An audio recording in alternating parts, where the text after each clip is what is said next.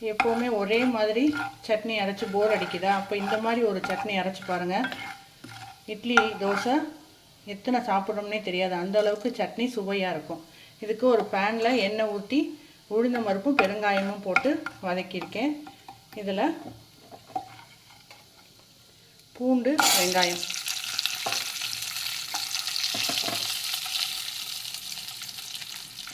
பூண்டும் ஒரு 2 பூண்டு, ஒரு 10 பல் சின்ன வெங்காயம் போட்டு தான் செய்யணும். ஒரு 2 பச்சை மிளகாய், ஒரு வரமிளகாய்.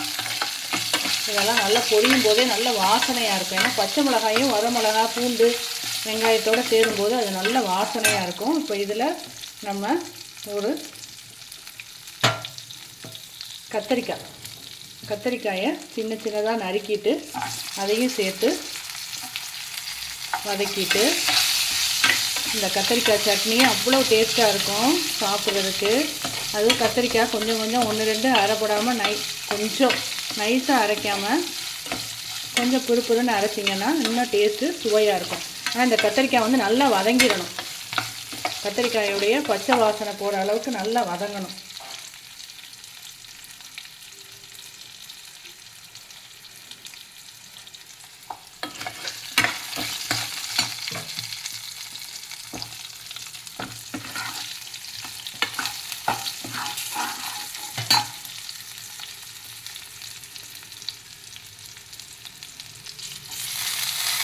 ஒரு கைப்பிடி மல்லித்தலை புதினா இதையும் சேர்த்து நல்லா வதக்கிட்டு அடுப்பை ஆஃப் பண்ணிவிட்டு,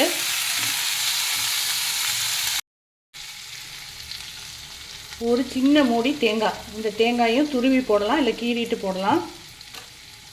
தேவையான அளவு உப்பு, ஒரு சின்ன எலுமிச்சங்காய் அளவு, சின்ன நெல்லிக்காய் அளவு புளி. இந்த புளி தான் இதுக்கு டேஸ்ட்டு கொடுக்கும். இதுக்கு தக்காளியெல்லாம் நம்ம போட போகிறதில்ல, புளி தான். இதெல்லாம் போட்டு நல்லா வதக்கிட்டு, கத்திரிக்காய் பாருங்கள் நல்லா கலர் மாதிரி நல்லா வதங்கிருச்சு. கத்திரிக்காய் இந்த மாதிரி தோல் நல்லா வதங்கணும். வதங்கினதுக்கப்புறம் இதில் தேங்காய் சேர்த்துட்டு ஆற வச்சுட்டு மிக்சியில் அரைச்சிட்டு,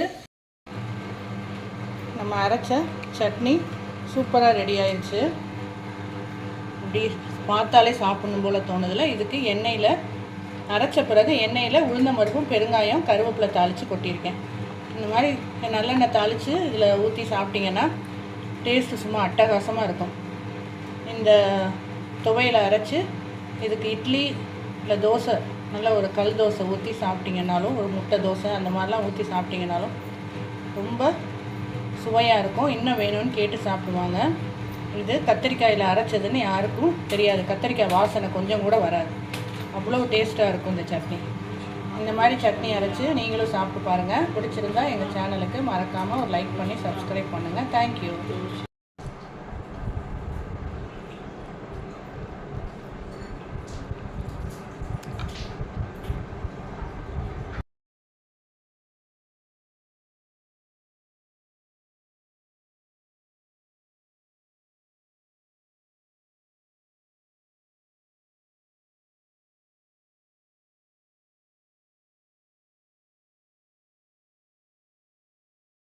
வணக்கம், வெல்கம் டு பொன்மயில் கிச்சன். இன்றைக்கி பொன்மயில் கிச்சனில் இட்லிக்கு தொட்டுக்கிறதுக்கு ஒரு சைட் டிஷ் பார்க்க போகிறோம். எப்போவுமே ஒரே மாதிரி சட்னி அரைச்சி போர் அடிச்சிருச்சுன்னா இந்த மாதிரி சட்னி ஒரு முறை செஞ்சு பாருங்கள். எத்தனை இட்லி வேணாலும் சாப்பிடுவாங்க, அந்த அளவுக்கு சுவையாக இருக்கும். வாங்க வீடியோக்குள்ளே போகலாம். இந்த சட்னிக்கு நம்ம ஒரு பேனில் எண்ணெய் விட்டுருக்கேன். முழு உளுந்தம்பருப்பு போட்டிருக்கேன். முழு உளுந்தம்பருப்பு போட்டு தாளிக்கும்போது ரொம்ப வாசமாகவும் மணமாகவும் டேஸ்ட்டும் நல்லாயிருக்கும். முழு உளுந்தம்பருப்பு போட்டிருக்கேன். ஒரு துண்டு பெருங்காயம் போட்டிருக்கேன். இந்த முழு உளுந்தம்பருப்பு கொஞ்சம் நல்லா செவக்க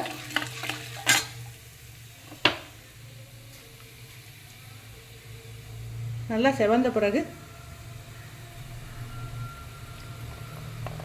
வெங்காயம்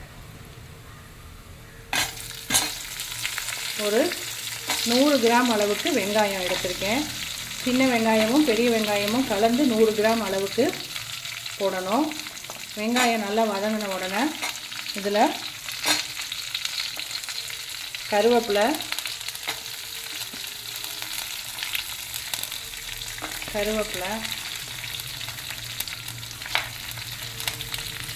ஒரு 4 வரமிளகா, ஒரு காஷ்மீர் மிளகா கலருக்காக போட்டுட்டேன்.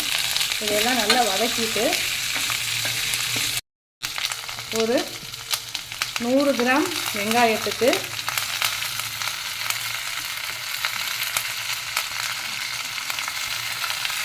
100 கிராம் வெங்காயத்துக்கு நல்ல பழுத்த தக்காளியாக 1/4 கிலோ 250 கிராம் தக்காளி எடுத்திருக்கேன். இந்த தக்காளியும் நல்லா வதக்கிட்டு ஒரு மூடி போட்டாவது நல்லா வதங்கிடணும். இந்த தக்காளிக்கு தேவையான உப்பு போட்டிங்கன்னா தக்காளி நல்லா மசிய வதங்கிடும். நல்லா மசிய வெந்தால் தான் நமக்கு டேஸ்ட்டு சூப்பராக இருக்கும். நல்லா மசிய வெந்துடணும். இந்த வெங்காயம் தக்காளி ரெண்டுமே நல்லா மசிய வெந்துடணும். இந்த துவையல் சட்னியை அரைச்சிட்டு நம்ம திரும்ப கொதிக்க விட போகிறதில்ல. அதனால் இதை பச்சை வாசனை போகிற அளவு இப்போவே நல்லா வெந்துடணும்.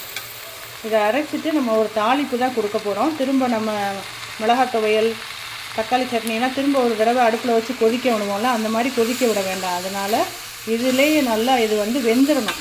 பச்சை வாசனை போய் நல்லா வெந்துட்டு அது அவ்வளவு டேஸ்ட்டாக இருக்கும் இந்த சட்னி. இப்போ இதில் அடுப்பை ஆஃப் பண்ணிவிட்டு இதில் 100 கிராம் வெங்காயம், 1/4 கிலோ தக்காளிக்கு 50 கிராம் பொட்டுக்கடலை,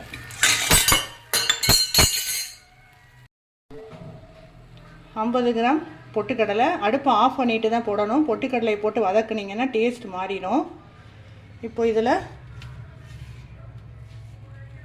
ஒரு கைப்பிடி அளவு புதினாவும் போட்டு வதக்கக்கூடாது.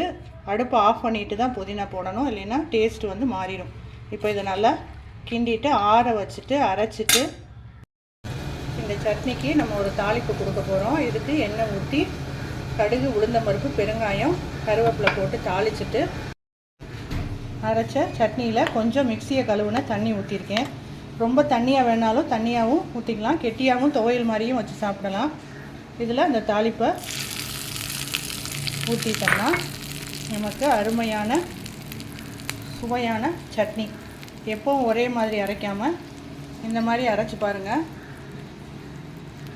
ரொம்ப சூப்பராக இருக்கும் இந்த சட்னி. பொட்டுக்கடலை புரோட்டீன் சத்து நிறைஞ்சது. அதனால் பொட்டுக்கடலை நம்ம தேங்காய் சட்னிக்கு தான் அரைக்கணும், குருமாக்கு தான் வைக்கணுங்கிறதெல்லாம் இல்லை. பொட்டுக்கடலை இந்த மாதிரி ஒரு தடவை சட்னி அரைச்சி பாருங்கள். சட்னி திக்னஸும் ஜாஸ்தி இருக்கும், டேஸ்ட்டும் சூப்பராக இருக்கும். மறக்காமல் எங்கள் சேனலுக்கு ஒரு லைக் பண்ணி சப்ஸ்கிரைப் பண்ணி வீடியோவை ஃபுல்லாக பாருங்கள். தேங்க்யூ.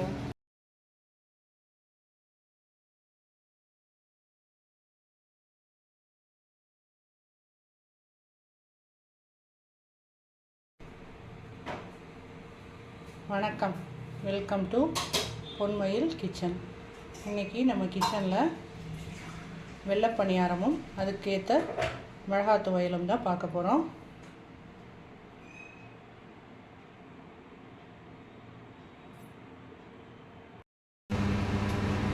எங்கள் ஊர் பக்கமெல்லாம் இட்லி தோசையே வேண்டான்னுட்டு இந்த வெள்ளை பணியாரமே ஃபுல்லாகவே சாப்பிடுவாங்க. அவ்வளவு டேஸ்ட்டாக இருக்கும் இந்த வெள்ளை பணியாரம்.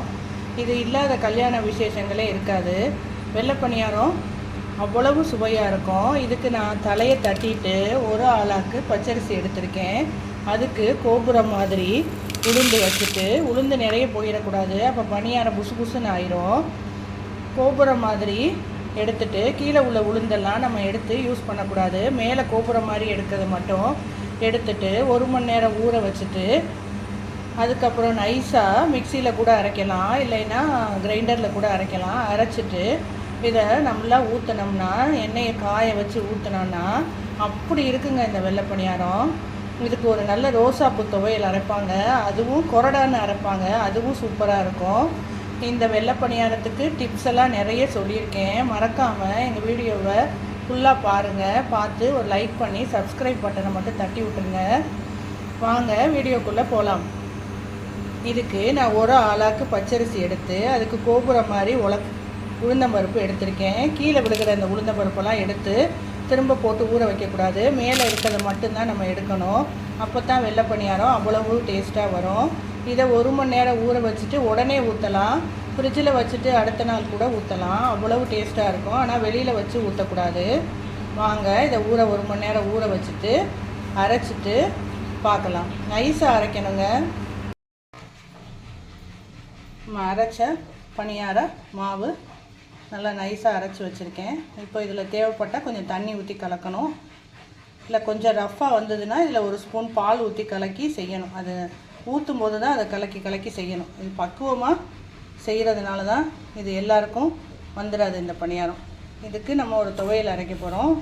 இந்த துவையல் வந்து இதுக்கு சரியான மேட்சிங்காக இருக்கும். இதில் நம்ம தக்காளியெல்லாம் சேர்க்க போகிறதில்ல. வெங்காயம் தான் எடுத்திருக்கேன். ஒரு பெரிய வெங்காயமும் 10 பல் சின்ன வெங்காயம் எடுத்திருக்கேன். இதுக்கு ஒரு 5 வரமிளகா போட்டிருக்கேன். உப்பு, கொஞ்சம் புளி, ஒரு சின்ன நெல்லிக்காய் அளவு புளி, இவ்வளோதான். இதை பச்சையாக அரைச்சிட்டு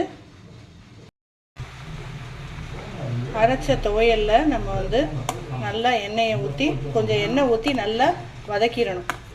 நல்லா சுருள வதக்கி எடுத்திங்கன்னா அருமையான வரமிளகா சட்னி,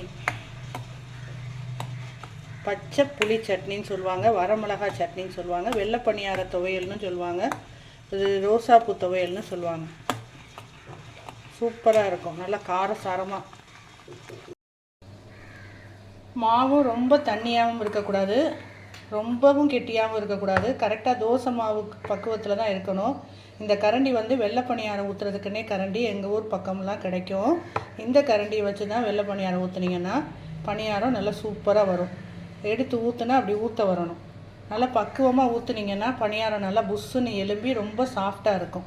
அதுபோல் அளவுகளும் ரொம்ப முக்கியம். தலை தட்டி அரிசியும் கோபுரம் மாதிரி உளுந்தும் எடுத்திங்கன்னா வெள்ளை பணியாரம் அப்படி அருமையாக இருக்கும். ஒவ்வொரு தடவை ஊற்றும் போதும் கரைச்சி ஊற்றணும்.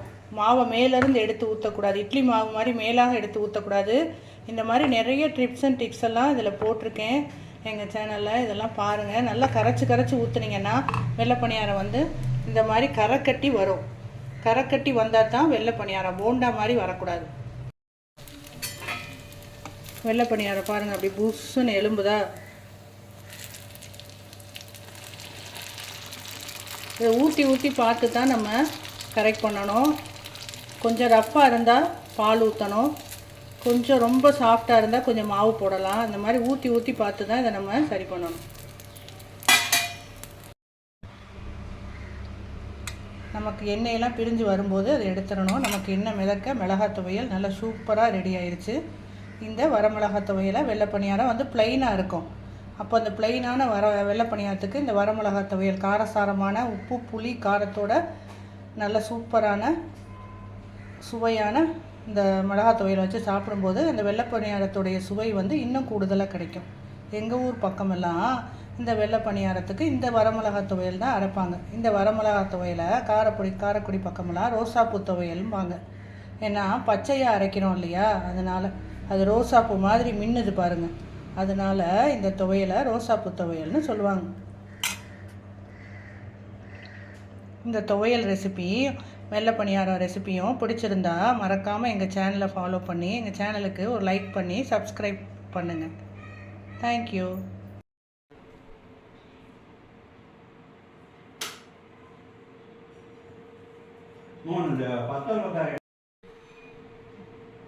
இப்போ நமக்கு சுவையான அருமையான அட்டகாசமான செட்டிநாட்டு வெள்ளை பணியாரமும் மிளகாய் துவையலும் நமக்கு ரெடி ஆயிடுச்சு.